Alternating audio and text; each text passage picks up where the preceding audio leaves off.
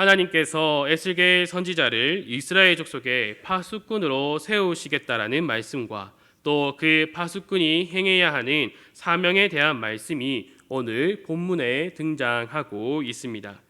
파수꾼은 높이 세워진 망루에서 멀리서 적군이 오는지 감시하거나 또 성에 출입을 하는 자들을 감시하는 역할을 맡은 자입니다. 적군이 다가올 때는 그에게 있는 나팔을 불면서 성 안에 있는 군인들에게는 전투를 준비할 수 있도록 하고 또 민간인들에게는 피신할 수 있는 시간을 벌어줍니다. 그래서 파수꾼에게 있어서는 멀리 보는 것도 중요하지만 제일 중요한 것은 깨어 있는 것이 가장 중요합니다. 파수꾼이 만약에 잠들어 있다면 어떻게 됩니까? 적군들이 다가올 때에 그것을 알지 못하고 그대로 모든 사람들이 죽게 되는 것입니다. 그러면은 이 파수꾼은 어떠한 훈련을 받겠습니까? 전투 훈련을 받는 것보다 깨어 있는 훈련을 더 받게 됩니다. 그리고 이 사람들은 주기적으로 시간을 정하여서 임무 교대를 하는 거죠. 그러면은 하나님께서 세우신 파수꾼이 깨어 있기 위해서는 어떤 훈련을 해야 할까요? 1장에서부터 그 답을 우리에게 말해주고 있습니다. 에스겔은 상상하지 못할 만큼의 환상에 대한 기록들이 가득 기록되어 있습니다. 이는 하나님께서 에스겔 선지자에게 남이 경험하지 못한 신비한 체험들을 주셨다라는 것을 우리에게 알려주기 위하여서 단지 기록된 것이 아닙니다. 하나님께서 세우신 파수꾼이 깨어있기 위해서는 하나님께서 주시는 그 영적 체험이 반드시 있어야 한다라는 것을 말해주고 있는 것입니다. 나아가 이는 파수꾼에게만 적용되는 것이 아니라 하나님의 백성이 깨어있기 위해서는 늘 성령 하나님을 통하여서 그 체험이 있어야 함을 우리들에게 알려주고 있는 것입니다. 하나님께서 에스겔 선지자로 하여금 이스라엘 족속의 파수꾼으로 세우실 때에 그에게 어떠한 능력을 요구하고 있지 않습니다. 너는 더욱더 담대한 마음을 가지고 또 능한 전투 능력을 가지고 있어야 된다. 이러한 말씀을 하시지 않고 하나님께서는 그에게 환상을 계속해서 보여주고 계십니다. 그를 일으키시는 분이 하나님이시고 또 그에게 하나님의 말씀을 먹는 것이 또 깨닫는 것이 중요하다라는 것을 계속해서 알려주고 있다라는 겁니다. 만약 그가 이러한 체험이 없다면 그는 여전히 그발 강가에 앉아서 자신의 모습을 한탄하거나 하나님의 말씀을 온전히 전하지 못했을 것입니다. 우리는 그가 본 환상을 하나님께서 그에게 정말 멋진 환상을 보여주셨구나, 신기하네라고 생각하고 넘어갈 때가 있습니다. 하지만 하나님께서는 그에게 그냥 환상을 보여주신 것이 아니라 그가 그 어떠한 일이 있어도 깨어있어 하나님의 말씀을 온전히 선포할 수 있도록 그에게 계속해서 영적 체험을 하도록 하십니다. 이러한 체험을 통하여 그는 하나님 앞에 엎드릴 수밖에 없다라고 고백하고 있습니다. 그리고 그러한 그에게 하나님께서는 막중한 임무를 오늘 본문에서 맡기고 있음을 우리는 확인할 수 있습니다. 오늘 본문 17절 끝을 보면은 이렇게 하나님께서 말씀하십니다. 너는 내 입의 말을 듣고 나를 대신하여 그들을 깨우치라. 아멘. 에스겔 선지자가 하나님의 말씀을 전해야 했던 이들은 어떤 이들이었습니까? 앞서 나오는 3장 7절에서 이렇게 말하고 있습니다. 그러나 이스라엘 족속은 이마가 굳고 마음이 굳어 내 말을 듣고자 아니하리니 이는 내 말을 듣고자 아니함이니라. 아멘. 이마가 굳고 그 마음이 굳어져서 에스겔 선지자의 말을 듣지도 않고 또 나아가 이것은 하나님의 말씀을 듣지 않는 그들의 상태를 말해주고 있는 것입니다. 그러한 자들에게 에스겔 선지자가 하나님께서 경험한 한 영적인 그 체험이 없었다면 그는 어떻게 되었겠습니까?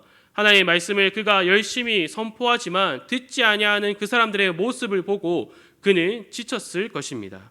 금방 자신의 한계를 느끼며 그 자리에 주저앉았을 것입니다.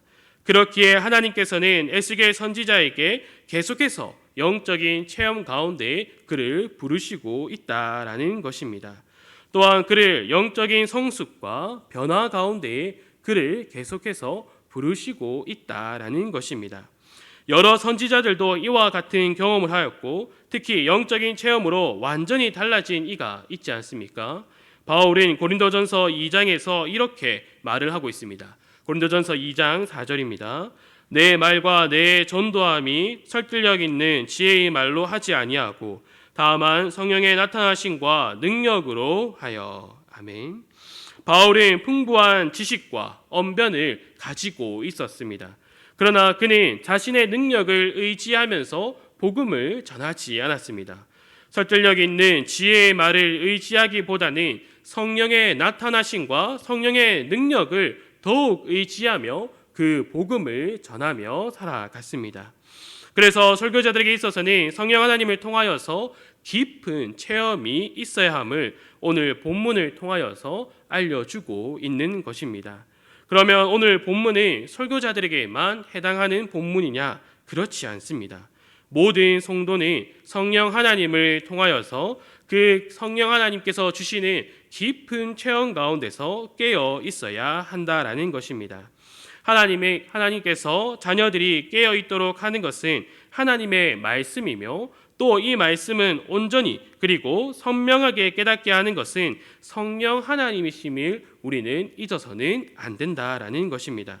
영적인 체험으로 깨어있는 에스겔에게 두 가지 방향의 임무가 오늘 본문에 주어지고 있습니다. 하나는 악인을 향하여 또 다른 하나는 의인을 향하여 하나의 임무가 주어지고 있습니다. 먼저 악인을 향한 것을 함께 보도록 하겠습니다.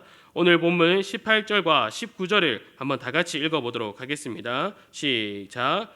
가령 내가 악인에게 말하기를 너는 꼭 죽으리라 할 때에 내가 깨우치지 아니하거나 말로 악인에게 일러서 그의 악한 길을 떠나 생명을 구원하게 하지 아니하면 그 악인은 그의 죄악 중에서 죽으려니와 내가 그의 피값을 내 손에서 찾을 것이고 내가 악인을 깨우치되 그가 그의 악한 마음과 악한 행위에서 돌이키지 아니하면 그는 그의 죄악 중에서 죽으려니와 너는 내 생명을 보전하리라. 아멘.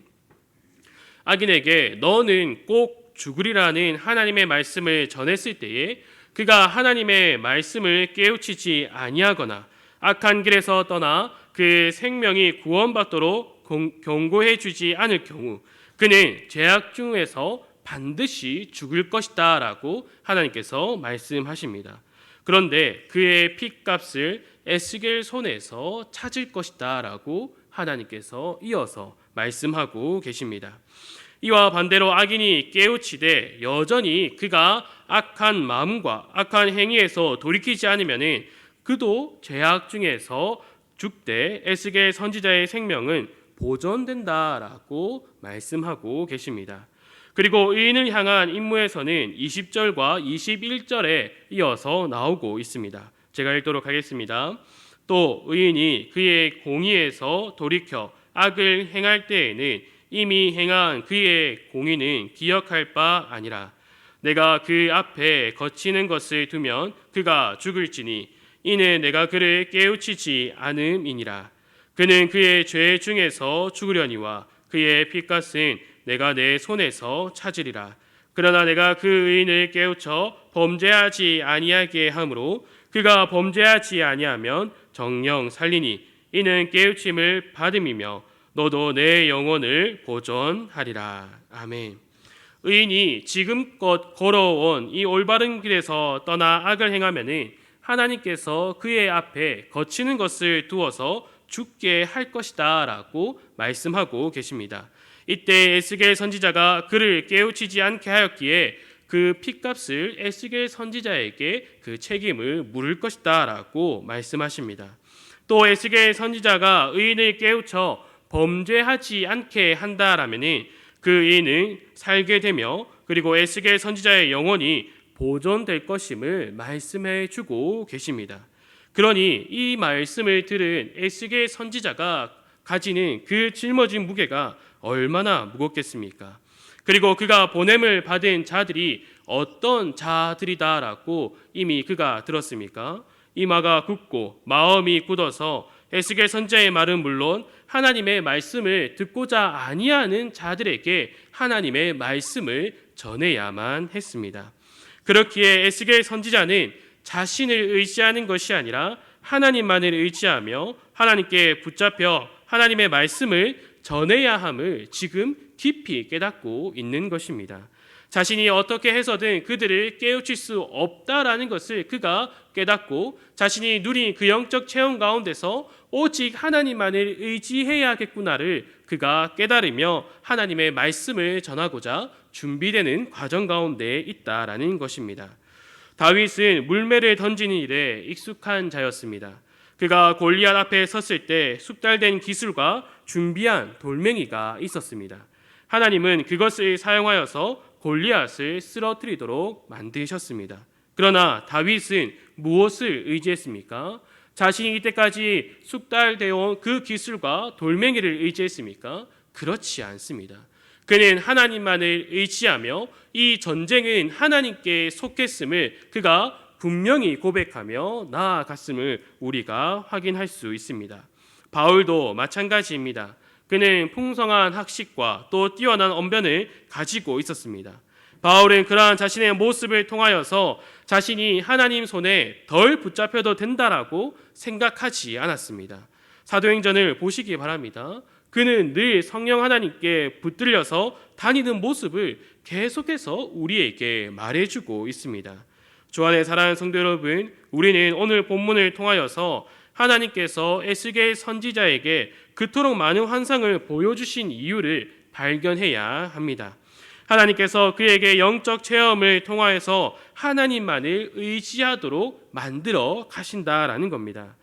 그리고 그에게 맡겨진 사명을 다하기 위하여서는 성령 하나님께 붙들려 있어야 한다라는 것을 이때까지 살펴본 본문들을 통하여서 우리에게 말해주고 있다라는 것입니다. 하나님께서는 그에게 영적인 체험을 통하여서 오직 하나님만을 의지하도록 만들어 가신다라는 것이 중요합니다. 하나님께서 그에게 사명을 맡길 때에 너는 그저 너의 힘으로 나가서 복음을 전해라라고 말씀하시지 않고 하나님께서 그에게 깊은 깨달음과 또한 깊은 교제 가운데로 인도하신다라는 사실을 우리는 알아야 한다라는 것입니다. 이는 오늘날 하나님의 말씀을 선포하는 설교자들에게 중요한 것입니다. 그렇기에 우리 성도 여러분들이 말씀을 맡은 자들을 위하여서 부단히 기도해 주시기를 간절히 소망합니다. 바울도 에베소 성도들에게 부탁을 하지 않았습니까? 그리고 바울은 설교자를 위한 기도뿐만 아니라 모든 성도들에게 이렇게 전하고 있습니다.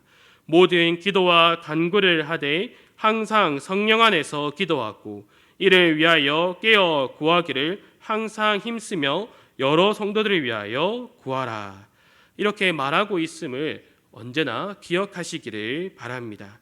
우리는 이것을 기억하는 것과 또 이것을 우리의 삶 가운데서 이 말씀을 마음에 새기어 기도 자리로 나와서 또 우리가 살아가는 모든 삶 가운데서 하나님을 구하는 것은 완전히 다른 것입니다. 우리가 단지 하나님을 의지하고 성령 하나님께 붙들려 있어야 한다는 것을 지식적으로 알게 되는 것과 그것을 삶 가운데서 체험하며 하나님만을 의지하고 또 성령 하나님께 늘 은혜를 구하고 그 체험을 붙들며 살아가는 것은 완전히 다른 것임을 오늘 본문의 말씀들을 통하여서 우리에게 보여주고 있다라는 것입니다. 하나님은 언제나 말씀을 통하여서 우리에게 말씀하여 주십니다. 날마다 그 말씀을 통하여서 우리가 늘 하나님께 붙들려 있어야 함과 우리의 삶이 늘 성령 하나님과 함께하는 삶을 살아가야 함을 우리에게 알려주고 있다라는 것입니다. 주 안에 사랑하는 성도 여러분, 이를 늘 기억하여서 항상 성령 하나님 안에 거하시기를 간절히 소망합니다. 그 안에서 기도와 간구를 하며 또 파수꾼 에스겔 선지자와 같이 성령 하나님을 통하여서 깨어 있음을 항상 구하는 우리 모든 성도들이 되기를 간절히 소망합니다. 이를 통하여서 늘 성령 하나님과 가까이함, 또한 하나님과 교제함이 무엇인지를 깨달아서 정말로 믿음 가운데서 더욱 자라가며 또한 믿음으로 이 세상을 살아가고 우리에게 주어진 하나님의 말씀을 더욱 밝히 깨닫는 우리 모든 성도들이 되기를 간절히 소망합니다. 우리 함께 기도하도록 하겠습니다. 하나님 아버지 감사합니다. 우리가 하나님을 의지하며 또 하나님을 믿으며 살아간다라는 것이 단지 우리의 생각과 또한 우리의 의지적인 부분에만 있는 것이 아니라 정말로 말씀이 우리의 삶 가운데에 이루어지고 그 말씀이 우리 마음 가운데에 새겨져서 우리가 정말로 모든 일을 할 때에 하나님만을 의지하며 성령 하나님을 통하여서 깊은 영적인 체험 가운데에 우리가 모든 은혜를 누리며 살아갈 수 있도록 붙들어 주시기를 간절히 소망합니다. 우리가 언제나 말씀을 통하여서 나 자신을 돌아보고 더욱더 하나님께 은혜를 구하는 삶을 살아갈 수 있도록 우리를 인도하여 주시기를 간절히 소망합니다. 날마다 말씀을 통하여서 우리를 지도하여 주시기를 간절히 원합니다. 언제나 우리가 말씀 앞에 나와 더욱더 엎드려 하나님께서 인도하시는 그 보좌 앞에서 하나님께 모든 것을 구하며 살아갈 수 있도록 붙들어 주시옵소서. 날마다 늘 하나님과 동행하게 하여 주시고 하나님께 붙들리고 또 하나님만을 늘 붙들며 살아갈 수 있도록 우리의 삶을 인도하여 주시기를 간절히 원하며 이 모든 것 예수님의 이름으로 기도드립니다. 아멘.